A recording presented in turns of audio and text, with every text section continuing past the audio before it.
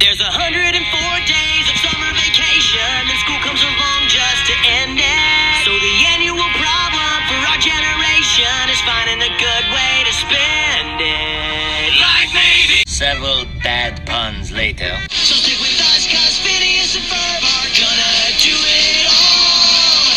So stick with us, cause Phineas and Ferb are gonna do it all. Mom! Phineas and Ferb are making a title sequence! There's nothing really fun. Oh my god, there's like nothing fun today. Like, we made a roller coaster, we made that one. We made a time machine. Wait, time machine? What? Let's use the time machine we made and go somewhere. Oh, let's go to China. Ferb, I know what we're gonna do today. Isn't it a beauty, Ferb? Well, in 2 more minutes, we're actually gonna go. And by the way, if you thought I was gonna go to China, Ferb, I was never gonna go to China. It's kind of dull and boring. I'm gonna go to ancient China, 'cause it's gonna be awesome, okay? So, let's just prepare the time machine, and we might go to the Forbidden City. Who knows? We probably will, do you want to go to the Great Wall of China or, the Forbidden City? The Forbidden City it is. Let's go. Phineas and Ferb, where are you? Oh, a time machine. That's so bustable. I'm gonna go tell Mom. I thought we were going to go to the Forbidden City. I know, right, Ferb? Well, we're not going to go to the Forbidden City.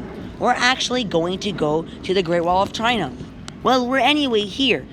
You can see that the Great Wall of China has a lot of architectural components in them. Well, I'm going to tell you a lot about it because I'm a big fan of the Great Wall of China.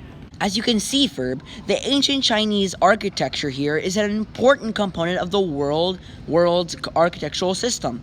The Chinese laboring people created astonishing building miracles such as where we are, the Great Wall, the Forbidden City, and the mausoleum of the first Qin Emperor. The most typical buildings are at least for larger structures for the elite or public use, such as temples, halls, and gate towers. And they were built on a raised platform made of compacted earth and faced with brick or stone. The most common building type, which is not here obviously, is regularly spaced timber posts which were strengthened by horizontal crossbeams. In the built structure of China, specifically those found in the 18 historical provinces of China that are bounded by the Tibetan Highlands on the west, and the Gobi, which is to the north, and the Myanmar, like the Burma, and the Laos, and the Vietnam is to the southwest. The basic elements in a Chinese timber building are the platform of pounded earth faced with stone, or tile on which the building stands, the post and lintel frame, and the roof supports the brackets and truss and the tiled roof itself. Where do you want to go next, Ferb? Do you want to go to the Forbidden City or you want to go somewhere else? Let's just go to the Forbidden City this time. Ooh, is that a sheet of paper? Wait, move, Ferb, move! Or can you get it? Oh, wow. That looks really awesome. Let's bring it with us, okay? Let's go next to the Forbidden City. I'm too lazy to go there, so let's use the time machine. The Forbidden City. I've always wanted to go there. You're right, Ferb. I've always wanted to go there too. And here we are. I have went to China, but it was pretty boring because it was in the lame China. I'm talking about the ancient China. And whenever I see this in anywhere, I always like to talk about economy. Do you want to learn about economy, Ferb? Well, that's good enough. So as you can see, shift to growing rice, and precisely rice, was a very important development for medieval China. Trade and commerce were already underway during the Tang Dynasty. One reason precisely for the growth of trade and commerce was the wealthy and landowners were eager to buy the luxuries. Commerce was also helped by water transportation. Innovations in navigation helped increase in an overseas trade. Then in the 11th century, the government had a huge number of copper coins, so many that there was a copper shortage. Then, after that, they increased in China trade, had several good effects, and some of them was the cause of merchant class, and they increased prosperity, and commercial centers grew in big cities. And after the copper coins, they actually did something genius, something phenomenal, something like dollar bills, you might say, something like the US dollars, but what ancient China called was paper money. The idea caught on. It first got caught on to merchants, and merchants started thinking of doing paper money, but then the idea got caught on to the government, and then they printed paper money into large quantities. It looked larger than copper coins, maybe even larger than the population of ancient China itself. That's pretty, big, okay? And then, trying to help the economy in the harbor, men are always loading either silk, cermix, sugar, and rice into large vessels called junks.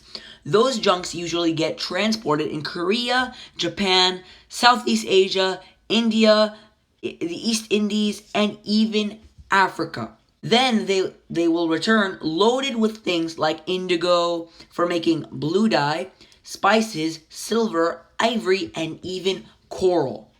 That's pretty good for, all this.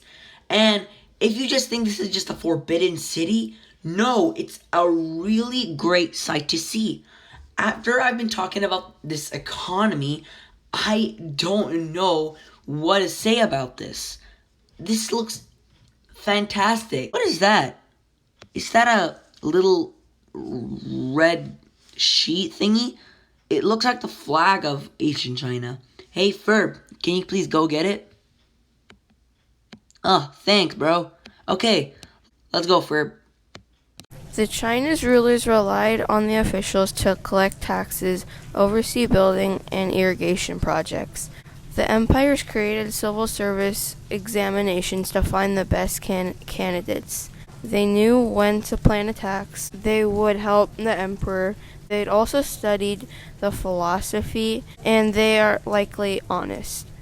The Chinese emperor created monocracy, which people had to pass a civil service to become a leader. Chinese emperors did not like the foreigners because they could not read or write. Also, the foreigners were friends with Kublai Khan. They were greedy and corrupted. The emperors didn't like the aristocrats because they were not educated for the job. They were born into noble families and were wealthy and powerful landowners. What do you think, Ferb? Well, Ferb, in my opinion, I think that scholars were best educated because they were best educated and they could help the emperor spread his land and plan attacks for if there's going to ever be an invasion. What do you think? This structure is so beautiful. I wonder what else the Chinese have invented. They've invented a lot, Ferb, like paper making, the toothbrush, and the compass. Paper money is used all over America as a form of currency. Paper money already existed in China as of 105 AD, but a Chinese man named K. Lun made a significant innovation that helped evolve the Chinese economy. The toothbrush is also used by most people all over the world for dental healthiness. The bristle toothbrush was invented in 1498 by Chinese who made toothbrushes with horse hairs and attached to a bone or bamboo handle. The invention of the toothbrush was later reimagined after it was brought to the New World by the Europeans. The compass is also used all over the world for a means as navigation. The compass was invented by the Chinese between the 2nd century BC and the 1st century AD. Chinese inventions such as paper making and silk have been modernized to be able to be produced faster and more efficiently. Almost all of China's medieval inventions are used today, but some are used in different ways, such as the kite, which is now used as a toy instead of ways of signaling the army. Ferb. Look, it's a compass.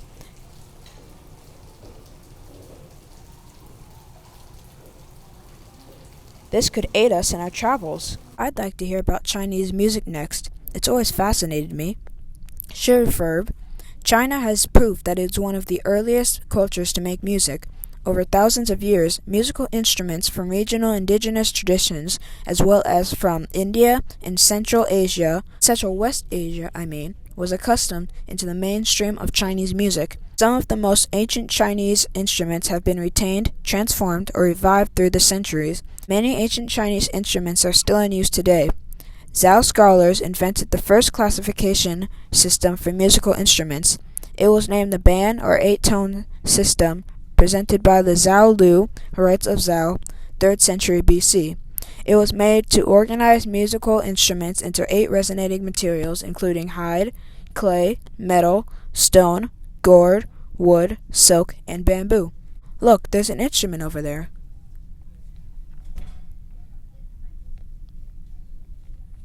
It's a zao, an ancient Chinese flute. It's generally made out of bamboo and sometimes called a dangzao. Dong meaning hole. Cool. I think we should travel back to the time machine so we can go back to the present. Mom might be getting worried about us. Beep, boop, beep, boop, boop, beep, boop. Wolfer, the time machine says it will take a while to get back to the present because it's on low battery. So in the meantime, let's summarize what we've learned. That's a good idea. The Chinese have influenced people all over the world with their inventions. Many historians say that medieval China was one of the most advanced civilizations in history because of the knowledge of the most advanced some ancient Chinese inventions have still lived on over the centuries, while others are still in common use today. The Chinese had also had a great way of organizing their musical instruments depending on the resonating materials. Overall, the Chinese were advanced and their culture affects everyone around the world. We've learned a lot about imperial rule, architecture, and economy too. Well, it looks like the time machine is going into warp mode. See you in the present, Ferb.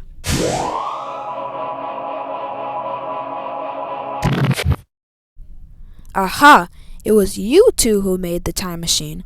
Oh, this is so bustable. I wonder what Mom will think of her time machine, Ferb. Maybe we could take her and Candace to another ancient civilization. Look, Mom, look! They built a time machine and they went somewhere. Look, look, look! I don't see a time machine. What did you two do with it? There's no way you could have moved it that fast. What happened to it? It just disappeared. I'm going to my room.